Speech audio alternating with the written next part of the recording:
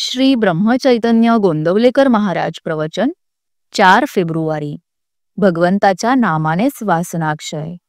आपण सर्व जीव वासनेत गुंतलेले आहोत, कारण आपला जन्मच वासनेत आहे. वासना म्हणजे आहे ते असू द्याच आणि आणखीही मिळू द्या असे वाटणे. आपण सध्या या स्थितीत आहोत, पण सुरुवात म्हणून आपण असे म्हणावे की आहे ते असू द्या आणि आणखी मागायचे ते परमेश्वराजवळ मागूया. म्हणजे मिळाले तर भगवंताने दिले आणि न मिळाले तर त्याची इच्छा नाही अशी जाणीव होऊन दाता परमात्मा आहे ही भावना वाढू लागेल.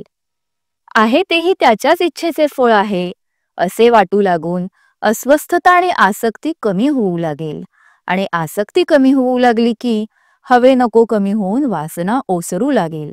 केवळ आपल्या कर्तबगारीने वासनेच्या पलीकडे जाणे अशक्य आहे. त्याला शरणागतीशिवाय गत्यंतर नाही. याकरिता योग्य संगतीचाही फार उपयोग होईल. एखाद्या वैराग्याची संगती केली तर स्वाभाविकच कपड्याचे प्रेम कमी होईल, पण एखाद्या शेठजीच्या संगतीत राहिलो तर छानछोकी करण्याकडे प्रवृत्ती होईल. म्हणून अशा संगतीत राहावे की ज्यामुळे शरणागती यायला मदत होईल. शरणागती म्हणजे परमेश्वराला सर्वस्वी अर्पण होऊन राहणे. याचाच अर्थ आपण उपाधिरहित बनणे. तर मग आपण अशाच साधनाची संगती केली पाहिजे की जे अत्यंत उपाधिरहित आहे. हे साधन म्हणजे भगवंताचे नाम.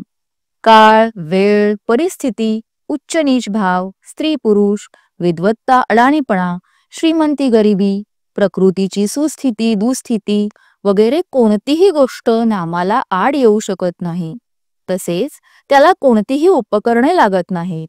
ते हृदयात सतत आपल्याबरोबर बाळगता येते. नामात वैराग्याचे कष्ट नाहीत आणि कुठेही केव्हाही ते बरोबर नेता येते.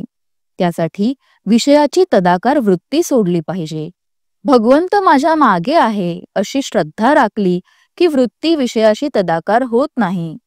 मारुतीने दिलेली मुद्रिका पाहिल्यावर सीतेला रामाच्या स्वरूपाची आठवण झाली. त्याप्रमाणे नाम घेताना आपल्याला त्याची आठवण झाली पाहिजे. भगवंताच्या अनुसंधानात जो राहिला त्याने काळावर सत्ता गाजविली. अशा लोकांना मरणाचे भय कुठून असणार? भगवंताला सर्वस्व दिल्यामुळे त्यांना वासना उरत नाही आणि जिथे वासना उरली नाही तिथे काळाचा शिरकाव होत नाही. वासना नष्ट होणे म्हणजे देहबुद्धी नष्ट होणे होय. वासनेच्या क्षयामध्ये आपलेपणाचे मरण आहे आणि हे मरण डोळ्यांनी पाहण्यासाठी आपण भगवंताच्या नामात राहिले पाहिजे. बोधवाक्य: वासनेचा क्षय भगवंताच्या नामात आहे हे अक्षरशः खरे आहे. जय श्रीराम.